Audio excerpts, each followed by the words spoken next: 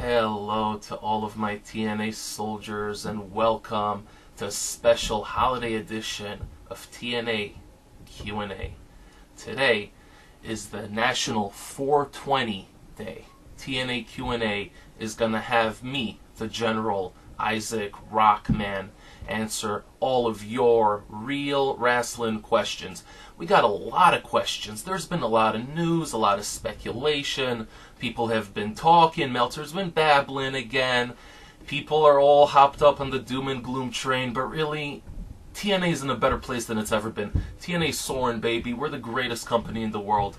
And today, I am going to answer all of your real wrestling questions.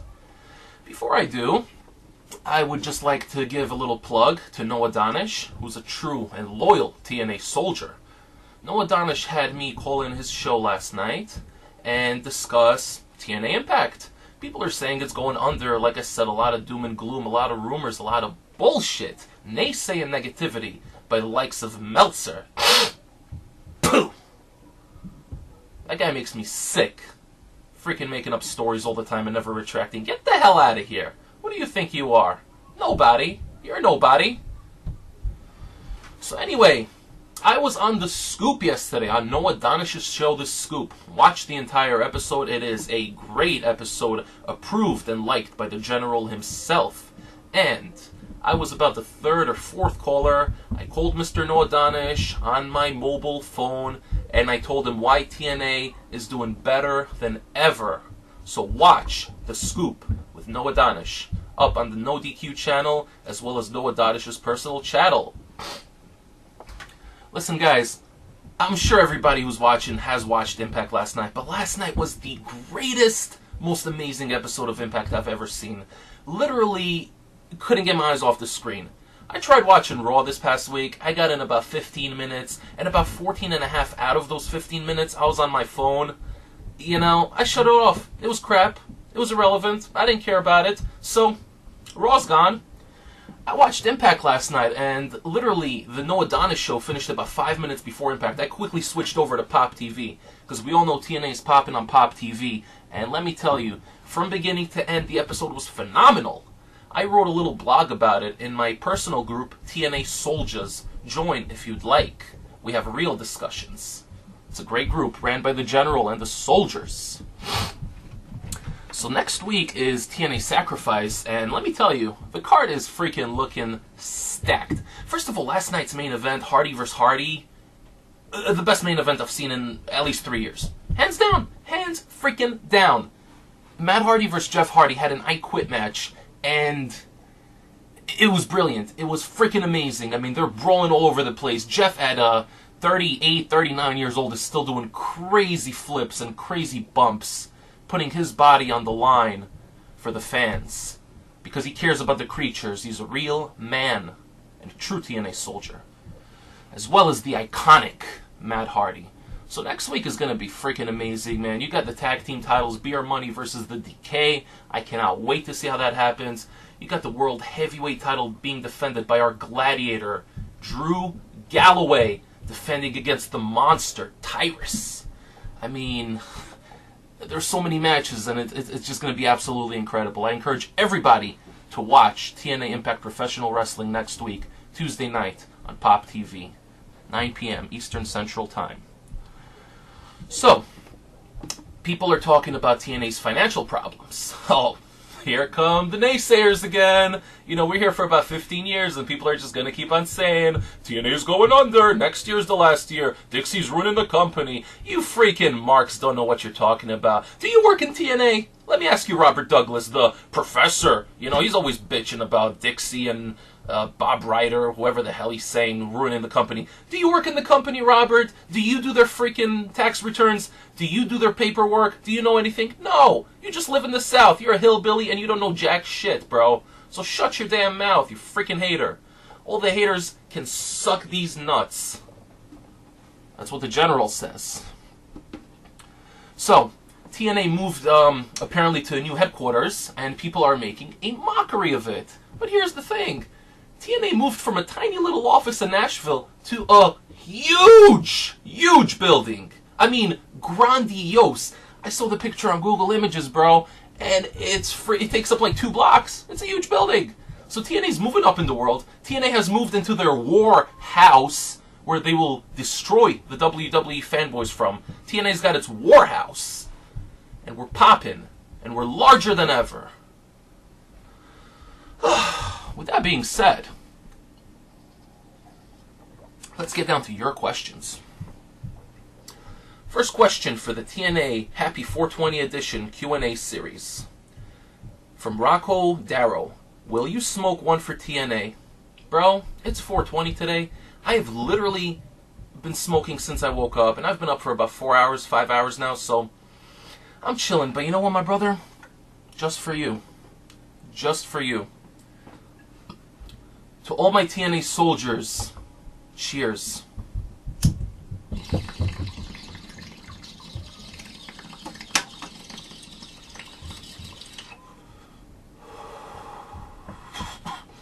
Oh boy. That's good stuff. Just shows you how much I love you guys. You're my fucking soldiers. Love you motherfuckers. All you crazy bastards. Alright. So that was for you, Rocco, as well as for the soldiers. Next question comes from Hamp Connell. Why are WWE fanboys in denial that TNA be poppin' while WWE be floppin'? Because these motherfuckers are always gonna be in denial. You think these fanboys want to listen to what I have to say? They call me the top heel on No DQ because I apparently generate a lot of butthurt. But the fact of the matter is, I'm really the top babyface, bro. I say the facts. I stick to logic, I drop facts, and I speak the truth. And these fanboys can't handle it. That's not my problem. It's their problem. So as far as I'm concerned, I'm the top babyface on No DQ. I'm not a heel. You know? They can't admit it's popping because then that's... If they admit TNA's popping on Pop TV, then it's like saying WWE's flopping on free TV. So they won't admit that. Freaking fanboys. Next question comes from Derek Jeffrey Dietrich. Do you think Eli Drake will be TNA World Champion in the future? Hashtag Future Hall of Famer. Hells yeah, I think Eli Drake's going to be a future TNA World Heavyweight Champion. Not just yet, but maybe in the next, 2 years. I would like to see that happen in the next 2 years. He's still an upper mid-carder. I would like to have him elevate a little more. He's amazing on the mic. He's very believable. He's a badass. He has a good look. He's not a vanilla midget. So, I see big things for Eli Drake. But the fact of the matter is, I would like to see Bram win the title first. I would like to see Lord Ethan Carter have another little run with the title, maybe another 6-7 months. And I would love to see the man reclaiming himself, the iconic Matt Hardy. Because Matt Hardy is a family man, and he fights for his family, and for his son, and for the general. Matt Hardy for life. Hashtag iconic. From Sam Morrison. When will the superior TNA take over the inferior WWE? It's only a matter of time, dude. I said in my previous videos, TNA will take over whenever they damn well want to take over. But now that we have the TNA War House, we're going to start freaking nuking these fanboys, bro. We're going to take them out. We're going to send them all over the wall. It's going to be fucking amazing. Forgive me. I got a lot of cotton mouth going right now, so got to keep drinking that water. Next question from Joshua Halstead, a true TNA soldier. If Kevin Owens and the half-breed Samoa Joe go to a buffet, is there any food left when they leave? That's a good question. Not only is there not going to be any food left, there's not going to be any plates, spoons, forks, knives, tables, chairs, or waitresses left. Because these two fatties are going to eat the entire building down, bro. They're going to eat the freaking sheetrock. So, that building, it'll be as if it never existed after these two are done with it. Oh my god. Vanilla marshmallow midget, straight up. From Charlie Jensen. Which company will go bankrupt first? WWE or Global Force Wrestling? Well, Global Force Wrestling is already done. If you recall, back when TNA was on Destination America, we had Global Force Wrestling come and try to invade us, you know? But Madam President Dixie Carter took the 5 strongest men in TNA and they destroyed Global Force Wrestling, just like they destroy everything else. And thus, we have absorbed the Global Force name and added it to the TNA name, which is why it is Total Nonstop Action, Global Force, Worldwide Impact, Professional Wrestling. That's how we got that name. We beat them and we took the rights to the name. So Global Force is done, but WWE will be done soon. I assure you of that. From Zacchaeus Red. Does Hardy or Hardy have the better chance of outsmoking the other from underneath the table? Bro, I don't know who can outsmoke who, but one thing's for sure, I would love to smoke a J with Mr. J, Jeff Hardy. Under a table? Sure, why not? Anywhere. In a trailer, under the table, in the ring, in the rafters. Hell, that would be freaking amazing. So, you know, especially on 420, if it were to happen today, that would make my day. That would be incredible. One Hardy already gave me a shout out on Twitter. If I got Jeffrey Nero Hardy to smoke a blunt with the General, oh, my life is complete, baby. Next question comes from Alex Avalos. When will Sad Information Stew debut in the greatest organization in history, which is Total Nonstop Action, Global Force, Worldwide Impact Professional Wrestling? I've reported a couple of days ago that Sad Information Stew will indeed be debuting at TNA Impact Professional Wrestling. It's going to be a momentous day. You hear that, Vince? You hear that? I got some sad information for you, mate. Sad Information Stew is about to cross the line and take your company out. That's the facts. Let's see what we got next. Another question from Charlie Gomez. Do you think AJ Styles would ever return to TNA? Fuck no. And not because he would have returned. If it were up to him, he'd come crawling back to TNA. I say fuck no because we don't want that vanilla midget back. He's a little midget. He's got no charisma.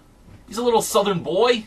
Southern farm boy that could do a couple of flip-flops. Madam President Dixie Carter gave him the boot over 2 years ago. She kicked him the hell out of the company because he was an ingrate and he didn't respect our queen. So he got the boot. He went to Japan, he did his shit over there for a little bit, and now he's in the fake entertainment company. So we don't want that vanilla midget back. We got main event talent up the wazoo. Bram, Al Snow, Abyss, James Storm, Jesse Goddard, Eli Drake, EC3, and Bobby Lashley, just to name a few. Who the hell needs that vanilla midget? He's a nobody. Let him rot in the minor league. Got a little bit of spam here that I'm going to skip through because the General does not address these peasants spamming my post. Here we go. Jordan Jericho asks, what will you do now that you have been anointed by the great Lord Matt Hardy? Let me tell you something, guys. 2 nights ago was probably the best night of my life. I, for the last couple of months, have been tweeting his liege, Lord Matt Hardy, the iconic Matt Hardy. I've been tweeting him nonstop, you know, telling him how much of a personal inspiration he is to me, to the General. I try to mold my life the way Matt Hardy would mold his life. Jeff Hardy, fuck Jeff Hardy, but Matt Hardy, he's the icon. Iconic Big Money Matt. So the fact that I tweeted him, and I posted it on No DQ, I got about 125 likes, so a lot of people seen that. They've seen the General be anointed. You're all witnesses to the General being anointed by the iconic Matt Hardy. I have no words. I have no words. I look up to this man. He's my hero. He's a living legend. I was shaking. I'm still in shock. I took about 100 screenshots of it, and I'm going to print them out and hang them up on my walls. All over the walls. Because iconic Matt Hardy has acknowledged me, the TNA General. You know, so I'm next in line. I've been anointed. The sky's the limit, baby. We rising. TNA's on the upswing, baby. And you fanboys can suck it.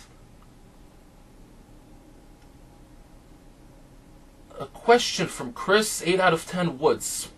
Does Abyss use Janice as a sex object?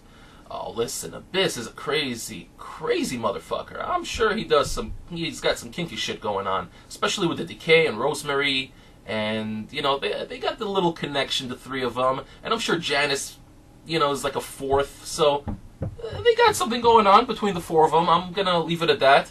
This is a PG show after all, you know, so I'm not gonna get into the gory details. Oh, boy. Every thread. Every TNA Q&A thread, somebody has to ask me this following question, and when I see it, I just go off on a rant.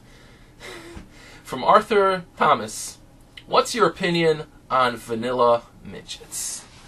Oh my god. I can't stand vanilla midgets. I am so sick of these gumpy little motherfuckers doing their flips and flops, having no characters, they all look the same, they all wear the same freaking trunks and tights, and they do a billion flips, they don't know how to tell a story, they don't know how to sell an injury, they got no psychology, and it's just, you know, because they do a billion flops, oh, everyone's fucking getting hard on for them. You know, people like Sami Zayn, Neville, Kalisto, little guys, you know, under 4 feet tall, little guys.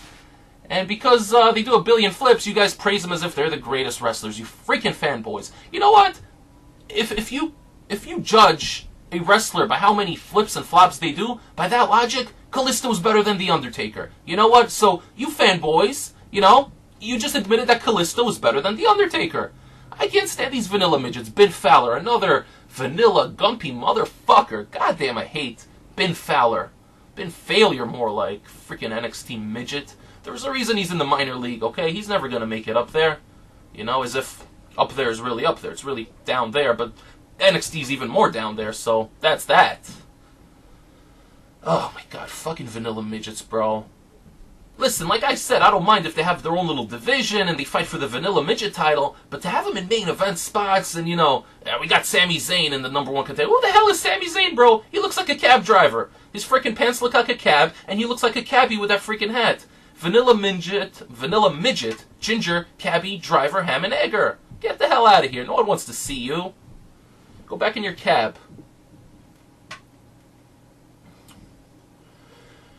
The Lieutenant Kevin Mary asks, who will win in a TNA versus WWE match? Gail Kim or Natalya? Gail Kim, obviously. That's, you know, it's a given.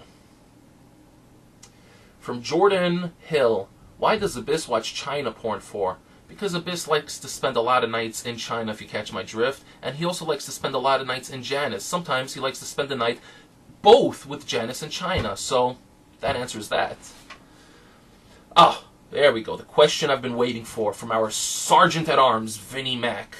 A question for the General. So do you agree with King Dana White and Prince Scott Coker calling the WWE and vanilla midget wrestling fake shit? Hells yeah, I agree with Dana White. You know, as far as I'm concerned, it's all fake shit. You know, WWE, NXT, Ring of Honor, New Japan, you know, PWGIGW, whatever the hell. It's all fake. It's all vanilla midget shit.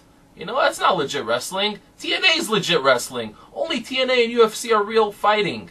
You know, and King Dana said it himself, and Prince Coker has said it many times as well. Fake shit should be $9.99. You know? TNA charges premium for their pay-per-views because TNA is a premium company. TNA is the big leagues. You know, we don't do that $9.99 fake vanilla midget shit. Nobody cares.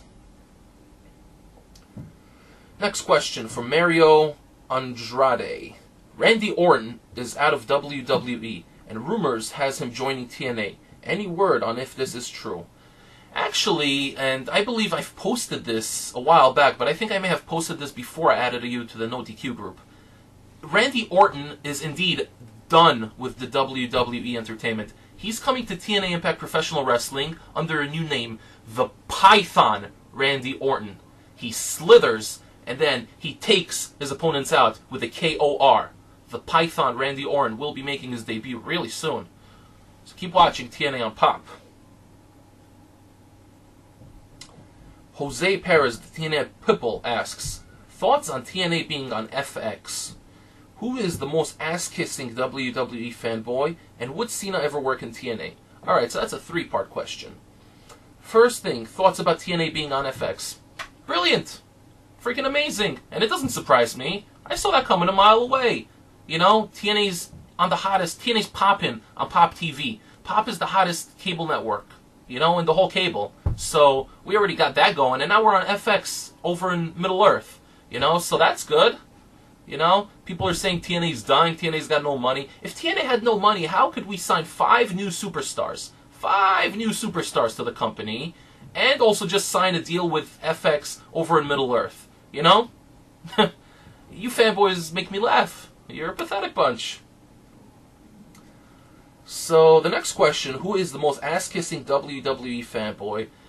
That's hard for me to answer. There's a lot of ass-kissers. You know, Vince McMahon ass-kissers on No DQ forums. You know, a couple of people that come to mind, the Robert Douglas. He's the WWE Defender at Law. We all know that. We got Yvonne with the red jacket, who's, you know, just a little leech, nobody. He's a big fanboy. Jordan Hill is the king of fanboys and the king of shitty memes. Although I will give Jordan his props for that one meme where he used Eric Cartman from the Scott Tetterman episode for Aaron Rift's beard. It was a funny meme. I laughed at that. So there you go, Jordan. I'm putting you over. But the rest of your memes are shit.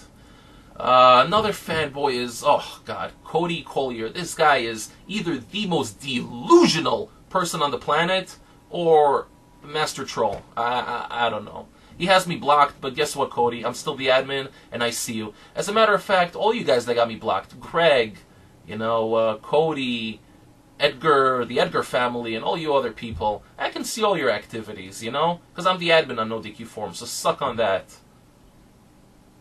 And the last question, would John Cena ever work in TNA? Absolutely. You know, I see it happening. You know, he's been out from the WWE, and they're going with Roman Reigns now, so he might just jump ship. Who the hell knows? Like I said, Madam Dixie will do whatever she wants. I'm not going to question that. I am the general, but I fight for our queen.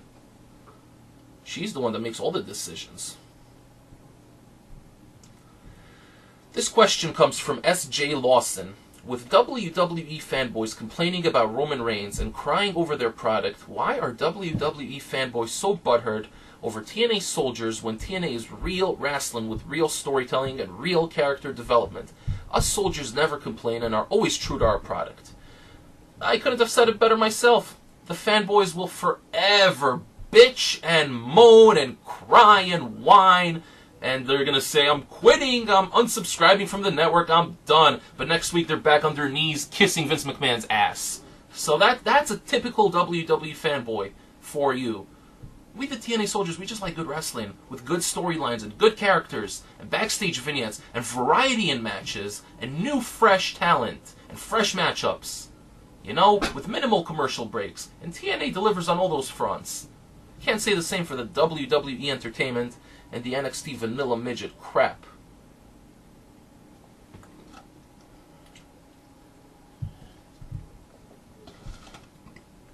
Last question today comes from Jason Deal. Do you see the real man Bram and the DK winning their title matches next week? I do. I see them both winning their title matches. The DK is going to destroy Beer Money. I love Beer Money, but DK is coming. DK. DK. DK! So that's that. And as for the other title, yes, I see Bram beating Eric Young for the Global Legends Championship of the world. That's the King of the Mountain title now. I see Bram, the real man, destroying Eric Young and telling him, you think you are a lunatic? I'm the bloody lunatic. I've been to the clank and I fucked WWE fanboys up the arse. I am the new champion in town. It's Bram time.